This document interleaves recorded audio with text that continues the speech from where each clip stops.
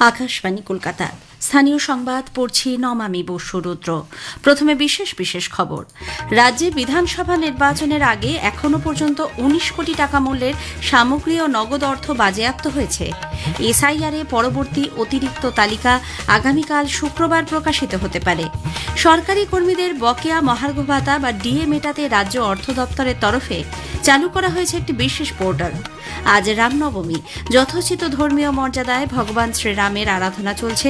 অষ্টমী তিথি থাকায় চলছে অন্নপূর্ণা পুজো। গোটা রাজ্যে আগামীকাল মাঝারি থেকে ভারী বৃষ্টির কমলা সতর্কতা জারি করেছে আবহাওয়া দপ্তর। আসছি বিস্তারিত খবরে।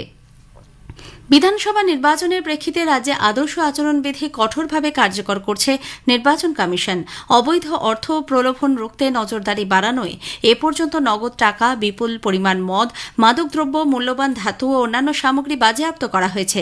এর মূল্য প্রায় ১৯ কোটি টাকা বলে জানিয়েছে কমিশন।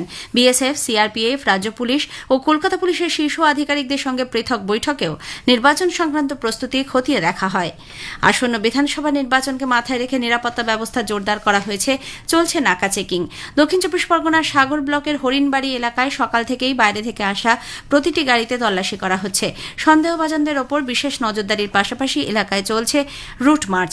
হাওড়ার বাগনানে গতকাল বিপুল পরিমাণ গাঁজা সহ দুজনকে গ্রেপ্তার করেছে পুলিশ। জেলার বরগাছিয়া, সন্ধ্যাবাজার, ফিঙাগাছি বাঁধ এবং একবারপুর এলাকায় অভিযান চালিয়ে ২৫০ লিটার বেআইনি মদসহ ৪ জনকে গ্রেপ্তার করা হয়েছে। পুরুলিয়ার বলরামপুর থানার একটি নাকা চেকপোস্ট থেকে কেন্দ্রীয় বাহিনী অভিযান চালিয়ে ৪,৬০,৯০০ টাকা নগদ উদ্ধার করে। উত্তর চব্বিশ পরগনার হাড়োয়ার কামারকাথি গ্রামে কানাইলাল সর্দারের বাড়ি থেকে একটি বন্দুক ও ৬টি হাঁসুয়া উদ্ধার হয়েছে। ঘটনায় ওই ব্যক্তিকে গ্রেপ্তার করেছে পুলিশ। বিধানসভা নির্বাচনের প্রাক্কালে উত্তর চব্বিশ পরগনার সীমান্ত নিরাপত্তায় বড়সড় সাফল্য পেল বিএসএফ। গত সন্ধ্যায় স্বরূপনগর থানার তারালি সীমান্ত দিয়ে অবৈধভাবে ভারতে প্রবেশের সময় এক দালাল সহ ২ বাংলাদেশিকে আটক করেন জওয়ানরা। গোসাইপদ গাইন ও অঞ্জনা গাইন নামে ওই দুজন খুলনার বাসিন্দা। তাদের সীমান্ত পার করতে সাহায্য করা সরফরাজপুর এলাকার দালাল আবু জাফর গাজীকেও পাকড়াও করা হয়েছে। মোটা টাকার বিনিময়ে ওই দম্পতিকে পারাপার করাচ্ছিল আবু জাফর। আজ সকালে ধৃত ৩ জনকে স্বরূপনগর থানার পুলিশের হাতে তুলে দেওয়া হয়। পুলিশ তাদের বসিরহাট মহকুমা আদালতে পাঠিয়েছে। রাজ্যে এসআইআর প্রক্রিয়ায় বিবেচনাধীন তালিকায় থাকা নাম ঝাড়াই বাছাই করে পরবর্তী অতিরিক্ত তালিকা আগামীকাল প্রকাশ হতে পারে। প্রায় ৬০ লক্ষ নামের মধ্যে ইতিমধ্যেই ৩২ লক্ষের নিষ্পত্তি হয়েছে। এর মধ্যে প্রায় ৪০% নাম বাদ গিয়েছে বলে রাজ্যের মুখ্য নির্বাচনী আধিকারিকের দপ্তর সূত্রে জানা গেছে। গত সোমবার প্রায় ১০ লক্ষ ভোটারের প্রথম সাপ্লিমেন্টারি তালিকা প্রকাশিত হয়েছিল। যাদের নাম ই সাইন প্রক্রিয়ার মাধ্যমে অনুমোদিত হয়েছে তাদের নামই ওই তালিকায় রয়েছে। রাজ্যের মুখ্য নির্বাচনী আধিকারিকের দপ্তরের তরফে প্রতিদিন তালিকা প্রকাশের অনুমতি চেয়ে কলকাতা হাইকোর্টে আবেদন জানানো হয়েছে। তবে আদালত জানিয়েছে ২৭শে মার্চের পর বিষয়টি বিবেচনা করা হবে। রাজ্যের আলু চাষিদের বর্তমান দুর্দশার জন্য তৃণমূল কংগ্রেসকে দায়ী করেছে বিজেপি। দলের রাজ্য সভাপতি তথা রাজ্যসভার সদস্য শ্রমিক ভট্টাচার্য এক সাংবাদিক সম্মেলনে রাজ্য থেকে আলু রপ্তানির পথ বন্ধ করে দিয়েছে মমতা ব্যানার্জির নেতৃত্বাধীন সরকার বলে অভিযোগ করেন। প্রতিবেশী রাজ্য ওড়িশা বাংলা থেকে আলুর যোগান না পেয়ে নিজেরাই আলু চাষে স্বয়ংসম্পূর্ণ হওয়ায় এ রাজ্যের আলু চাষিরা প্রবল সংকটের মুখে পড়েছেন বলেও শ্রমিকবাবু দাবি করেছেন। অন্যদিকে বেআইনিভাবে বিভিন্ন নদী থেকে বালি তুলে নেওয়ার কারণে নদীগুলি গতিপথ পরিবর্তন করছে, যার ফলে চাষযোগ্য বহু জমি নদীতে তলিয়ে গেছে। এর ফলে ধান চাষের সঙ্গে যুক্ত কৃষকরা ক্ষতিগ্রস্ত হয়েছেন বলেও শ্রমিকবাবু অভিযোগ করেছেন। ভোটের দামামা বেজে ওঠার সঙ্গে সঙ্গে জেলাগুলিতে শুরু হয়েছে প্রস্তুতি। উত্তর চব্বিশ পরগনার জেলা প্রতিটি নির্বাচনেই আকর্ষণের কেন্দ্রবিন্দুতে থাকে। আসন্ন বিধানসভা নির্বাচনও তার ব্যতিক্রম নয়। এক নজরে দেখে নেওয়া যাক উত্তর চব্বিশ পরগনা জেলার ভোটচিত্র। উত্তর চব্বিশ পরগনা ৫টি মহকুমা মিলিয়ে ৩৩টি আসন রয়েছে। এর মধ্যে ২৫টি আসন সাধারণ প্রার্থীদের জন্য, ৭টি আসন তপশিলি জাতিভুক্ত ব্যক্তিদের জন্য ও সন্দেশখালী আসনটি তপশিলি উপজাতি ব্যক্তিদের জন্য সংরক্ষিত রয়েছে। নির্বাচন কমিশনের থেকে প্রাপ্ত শেষ তথ্য অনুযায়ী জেলায় ভোটারের সংখ্যা ৭৩,৮৮,০৩৮। এদের মধ্যে কয়েক লক্ষ ভোটার এখনও বিবেচনাধীন রয়েছেন। এসআইআর প্রক্রিয়া বলবৎ হওয়ার পর শেষ নির্বাচনের ভোটার তালিকা থেকে ইতিমধ্যে ১,৪৩,০০০-এরও বেশি মানুষের নাম বাদ গেছে। এই জেলায় 2011 সাল থেকে প্রতিটি বিধানসভা নির্বাচনে শাসক দল তৃণমূল কংগ্রেসেরই দাপট দেখা গেছে। শেষ বিধানসভা নির্বাচনে জেলার 33টি আসনের মধ্যে 28টি আসনেই জয়ী হয়েছিল তৃণমূল কংগ্রেস, 5টি আসন পেয়েছিল বিজেপি। এবারের লড়াই চতুর্মুখী। তৃণমূল কংগ্রেস, বিজেপি ও বামফ্রন্ট প্রার্থী তালিকা প্রকাশ করলেও কংগ্রেস এখনও তাদের প্রার্থীদের নাম জানায়নি। তৃণমূল কংগ্রেস 33টি আসনে তাদের প্রার্থীদের নাম ঘোষণা করেছে। বিজেপি এখনও পর্যন্ত 30টি আসনে প্রার্থীদের নাম ঘোষণা করেছে। দমদম উত্তর, মধ্যমগ্রাম ও বাগদা আসনে তারা এখনও প্রার্থীদের নাম জানায়নি। পানিহাটি বিধানসভা কেন্দ্রে অভয়ার মাকে প্রার্থী করেছে ভারতীয় জনতা পার্টি। বামফ্রন্ট ও আইএসএফ জোট বেঁধে এবারে নির্বাচনে লড়ছে। 33টির মধ্যে 7টি আসনে প্রতিদ্বন্দ্বিতা করছে আইএসএফ, বাকি আসনগুলিতে প্রার্থী দিচ্ছে বামেরা। জেলায় মোট ভোট কেন্দ্রের সংখ্যা 8,672টি। অক্সিলিয়ারি বুথ করা হচ্ছে 198টি ভোট কেন্দ্রে। সাধারণ ভোটারদের মধ্যে মনোবল বৃদ্ধি ও সুষ্ঠু অবাধ নির্বাচনের পরিবেশ তৈরি করতে ইতিমধ্যে 30 কোম্পানি কেন্দ্রীয় বাহিনী জেলায় মোতায়েন করা হয়েছে। নিয়মিত তারা রুট মার্চ করছেন। পল্লব ঘোষ, আকাশবাণী সংবাদ, উত্তর 24 পরগনা। প্রধানমন্ত্রী নরেন্দ্র মোদী আগামী 29 মার্চ রবিবার আকাশবাণীতে মন কি বাত অনুষ্ঠানে দেশ বিদেশের মানুষের সঙ্গে তাঁর চিন্তাভাবনা ভাগ করে নেবেন। এটি হবে মাসিক এই বেতার অনুষ্ঠানের 132তম পর্ব। আকাশবাণী ও দূরদর্শনের সবকটি চ্যানেলে সকাল 11টা থেকে এই অনুষ্ঠান একযোগে শুনতে পাওয়া যাবে। আজকের প্রসঙ্গে এবারের বিষয় গ্রামীণ অর্থনীতিতে পাট চাষ ও পাট শিল্প। এই নিয়ে কল্যাণ কুমার মজুমদারের সঙ্গে কথা বলেছেন অভিজিৎ চক্রবর্তী। আকাশবাণী সংবাদ বিভাগ প্রযোজিত অনুষ্ঠানটির দ্বিতীয় তথা শেষ পর্ব শুনবেন আজ রাত 9:30 গীতাঞ্জলি প্রচার তরঙ্গে। স্থানীয় সংবাদ শুনছেন আকাশবাণী কলকাতা কেন্দ্র থেকে। সরকারি কর্মীদের বকেয়া মহার্ঘ ভাতা বা ডিএ মেটাতে রাজ্য অর্থ দপ্তরের তরফে একটি বিশেষ পোর্টাল চালু করা হয়েছে। ওই পোর্টালে সরকারি কর্মচারীরা নিজেদের বকেয়া ডিএর হিসাব আপলোড করতে শুরু করেছেন। আপাতত 2016 সালের জানুয়ারি থেকে 2019 সালের ডিসেম্বর পর্যন্ত বকেয়া ডিএর তথ্য সেখানে জমা নেওয়া হচ্ছে।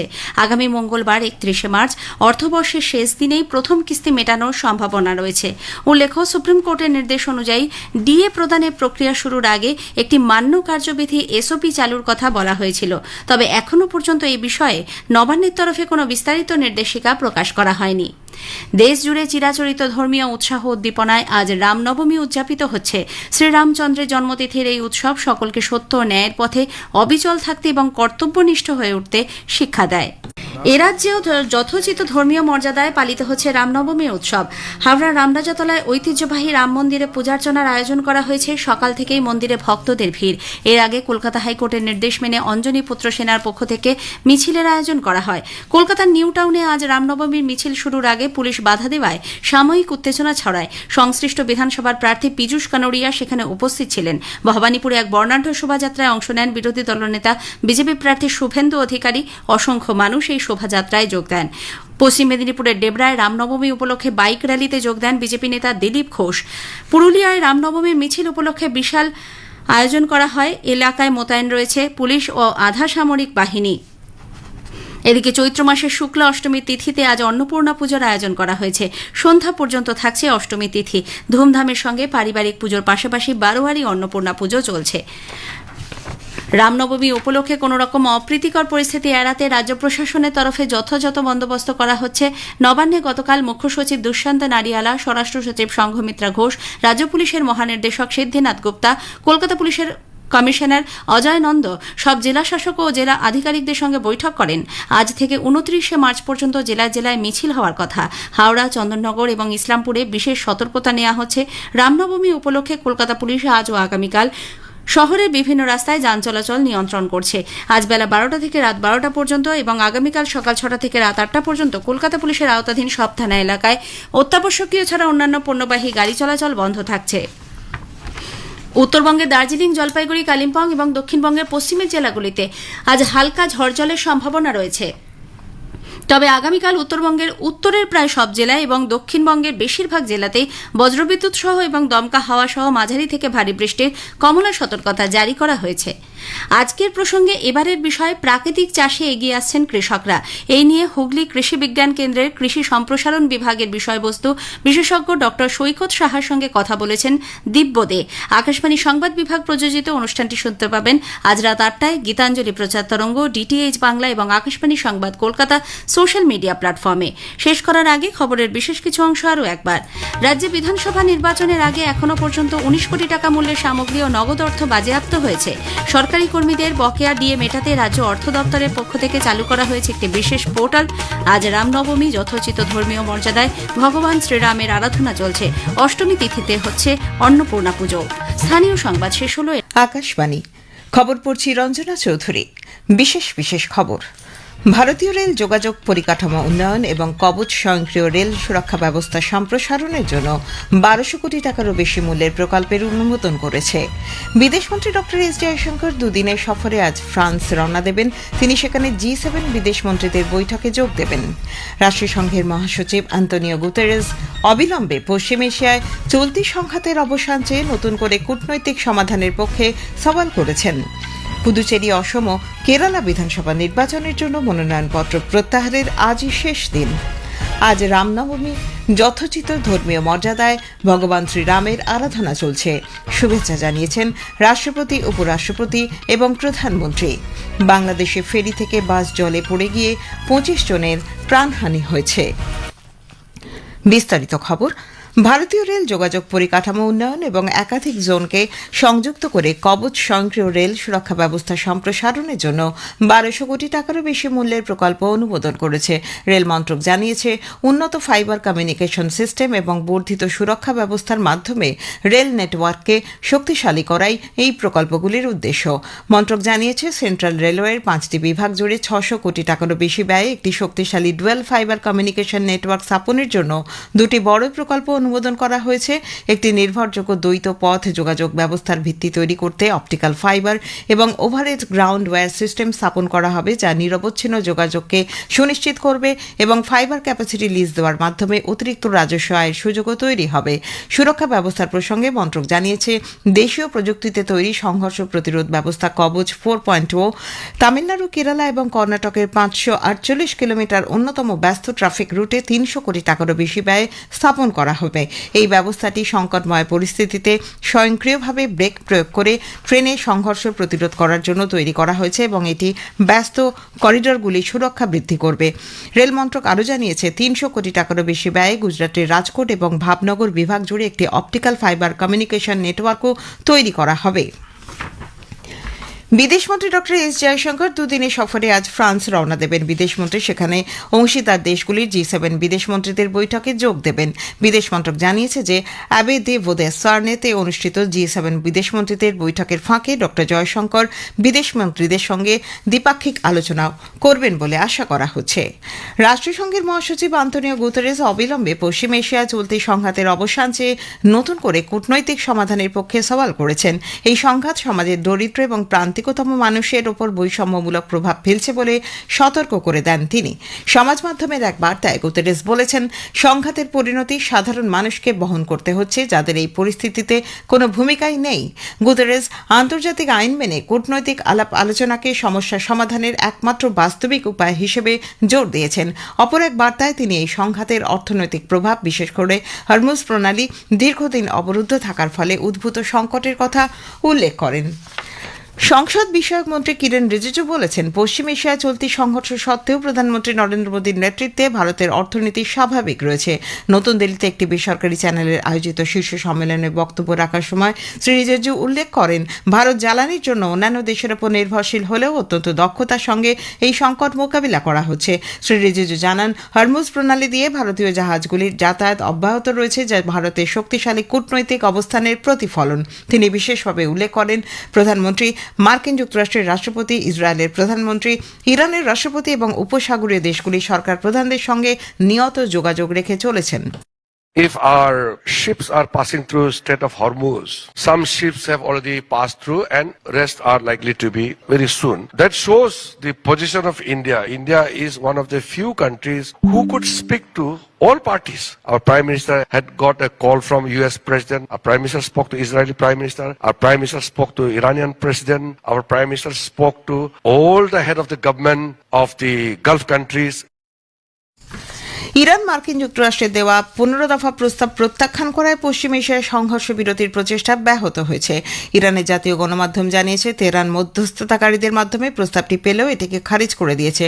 অনুমান করা হচ্ছে যুক্তরাষ্ট্রের এই প্রস্তাবে ইরানের পারমাণবিক কর্মসূচি হ্রাস, ক্ষেপণাস্ত্র সক্ষমতা সীমিতকরণ, আন্তর্জাতিক নৌ চলাচলের জন্য হরমুজ প্রণালী পুনরায় খুলে দেওয়া মতো দাবি অন্তর্ভুক্ত রয়েছে। ইরানের বিদেশমন্ত্রী সৈয়দ আব্বাস আরাকচি জানিয়েছেন ইরান ভারত সহ কয়েকটি বন্ধু দেশ যেমন চীন ও রাশিয়াকে বাণিজ্যিক জাহাজ চলাচলের জন্য হরমুজ প্রণালী ব্যবহার করার ছাড়পত্র দিয়েছে। তবে তিনি স্পষ্ট করে বলেন ইরানের শত্রুদের সঙ্গে যুক্তরাষ্ট্রের জাহাজগুলিকে এই জলপথ ব্যবহারের অনুমতি দেওয়া হবে না। পলাতক হিরে ব্যবসায়ী নীরব মোদীর ভারতে তাঁর প্রত্যর্পণের আদেশের বিরুদ্ধে আইনি কার্যকলাপ ফের শুরু করার আবেদন লন্ডনের হাইকোর্ট অফ জাস্টিসের কিংস বেঞ্চ ডিভিশন খারিজ করে দিয়েছে।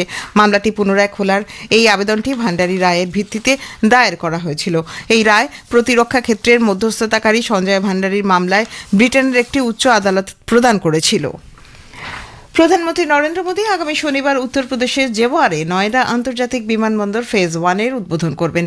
এটির নির্মাণে মোট 11,200 কোটি টাকা ব্যয় হয়েছে। দেশের প্রথম নেট জিরো এমিশন কেন্দ্র হিসেবে একটি সুস্থায়ী প্রকল্পের আওতায় নয়ডা আন্তর্জাতিক বিমানবন্দরটিকে পরিকাঠামোগতভাবে উন্নীত করা হচ্ছে। প্রধানমন্ত্রী নরেন্দ্র মোদী আগামী 29 মার্চ রবিবার আকাশবাণীর মন কি বাত অনুষ্ঠানে দেশ বিদেশের মানুষের সঙ্গে তাঁর চিন্তাভাবনা ভাগ করে নেবেন।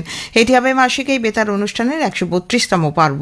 আকাশবাণী ও দূরদর্শনের সবকটি চ্যানেলে সকাল 11টা থেকে এই অনুষ্ঠান শোনা যাবে। এই খবর শুনছেন আকাশবাণী থেকে। অসম, কেরালা, পুদুচেরি বিধানসভা এবং 4টি রাজ্যের উপনির্বাচনের জন্য মনোনয়নপত্র পরীক্ষা শেষ করেছে নির্বাচন কমিশন। প্রার্থীরা আজ বিকেল 3টে পর্যন্ত মনোনয়নপত্র প্রত্যাহার করতে পারবেন। কেরালায় মনোনয়নপত্রে যাচাই বাছাই শেষে 2125টির মধ্যে 1754টি মনোনয়ন গৃহীত হয়েছে। সেখানে এখনও পর্যন্ত 14 জন প্রার্থী তাঁদের মনোনয়নপত্র প্রত্যাহার করে নিয়েছেন। পুদুচেরি বিধানসভা নির্বাচনের জন্য 514টি মনোনয়নের মধ্যে যাচাই বাছাই শেষে 411টি গৃহীত হয়েছে এবং 103টি বাতিল করা হয়েছে। অসম বিধানসভা নির্বাচনের জন্য যাচাই বাছাইয়ের পর 739 জন প্রার্থীর মনোনয়নপত্র বৈধ হিসেবে গণ্য হয়েছে। দেশ জুড়ে চিরাচরিত ধর্মীয় উৎসব উদ্দীপনায় আজ রামনবমী উদযাপিত হচ্ছে। এই উৎসব সকলকে সত্য ও ন্যায়ের পথে অবিচল থাকতে এবং কর্তব্যনিষ্ঠ হয়ে উঠতে শিক্ষা দেয়। রামনবমী উপলক্ষে রাষ্ট্রপতি দ্রৌপদী মুর্মু, উপরাষ্ট্রপতি এবং প্রধানমন্ত্রী সবাইকে শুভেচ্ছা জানিয়েছেন। রাষ্ট্রপতি দ্রৌপদী মুর্মু রামনবমী উপলক্ষে দেশবাসীকে শুভেচ্ছা জানিয়েছেন। সামাজিক মাধ্যমে এক পোস্টে তিনি ভগবান রামের জীবনাদর্শের গুরুত্ব তুলে ধরেন। রাষ্ট্রপতি বলেন তার জীবনাদর্শ ভারতীয় সংস্কৃতির ভিত্তি। অন্ধ্রপ্রদেশের মুখ্যমন্ত্রী এন চন্দ্রবাবু নাইডু আজ ভোরে এক ভয়াবহ সড়ক দুর্ঘটনায় বেশ কয়েকজনের প্রাণহানির খবরে গভীর শোক প্রকাশ করেছেন। মার্কাপুরম জেলার রায়বারামের কাছে একটি পাথর খনি এলাকায় একটি বেসরকারি যাত্রীবাহী বাসের সঙ্গে টিপার ট্রাকের সংঘর্ষের ফলে বাসটিতে আগুন ধরে যায়। বাসটি সম্পূর্ণ পুড়ে ছাই হয়ে যায়। বেশ কয়েকজন যাত্রী বাসের ভেতরে আটকা পড়েছিলেন। জীবন্ত অগ্নিদগ্ধ হয়ে তাদের মৃত্যু হয়েছে বলে প্রাথমিক খবরে জানা গেছে। মুখ্যমন্ত্রী টেলিকনফারেন্সে রাজ্যের মন্ত্রী অনিতা এবং জনার্দন রেড্ডি সহ শীর্ষ আধিকারিক ও পুলিশ আধিকারিক এবং জেলার পুলিশ সুপার ও কালেক্টরের সঙ্গে কথা বলেন। আধিকারিকরা মুখ্যমন্ত্রীকে জানান দুর্ঘটনার সময় বাসে 35 জন যাত্রী ছিলেন। তাদের মধ্যে 13 জন প্রাণ হারিয়েছেন, 22 জন আহতের চিকিৎসা চলছে। 3 জনের অবস্থা আশঙ্কাজনক। হরিকৃষ্ণ ট্রাভেলসের জাগিরতাল থেকে নেল্লোর যাচ্ছিল বাসটি। মুখ্যমন্ত্রী চন্দ্রবাবু নাইডু আহতদের যথাযথ চিকিৎসার ব্যবস্থা করতে এবং মৃত ও আহতদের পরিবারকে পর্যাপ্ত ক্ষতিপূরণ দিতে নির্দেশ দিয়েছেন। দুর্ঘটনার তদন্তের নির্দেশও দিয়েছেন মুখ্যমন্ত্রী। বাংলাদেশে মর্মান্তিক বাস দুর্ঘটনায় 25 জনের মৃত্যু হয়েছে। গতকাল বিকেলে রাজবাড়ী জেলার দৌলতদিয়া ফেরি টার্মিনালে যাত্রী বোঝাই একটি বাস ফেরিতে ওঠার সময় নিয়ন্ত্রণ হারিয়ে পদ্মা নদীতে পড়ে গেলে এই দুর্ঘটনা ঘটে। আধিকারিকরা জানিয়েছেন বাসটি জলের নিচে প্রায় 30 ফুট গভীরে তলিয়ে গিয়েছিল। উদ্ধারকারী দল হামজা নামের একটি ভেসেলের সাহায্যে বাসটি জল থেকে টেনে তোলে। ভোররাত পর্যন্ত সেখান থেকে 23টি দেহ উদ্ধার করা হয়েছে। পরে হাসপাতালে 2 জনের মৃত্যু হয়। নিহতদের মধ্যে বেশ কয়েকজন মহিলা ও শিশু। উত্তরের দার্জিলিং, জলপাইগুড়ি, কালিম্পং এবং দক্ষিণবঙ্গের পশ্চিমের জেলাগুলিতে আজ হালকা ঝড় জলের সম্ভাবনা রয়েছে, তবে আগামীকাল উত্তরবঙ্গের উত্তরের প্রায় সব জেলায় এবং দক্ষিণবঙ্গের বেশিরভাগ জেলাতেই বজ্রবিদ্যুৎ এবং দমকা হাওয়া সহ মাঝারি থেকে ভারী বৃষ্টির কমলা সতর্কতা জারি করা হয়েছে।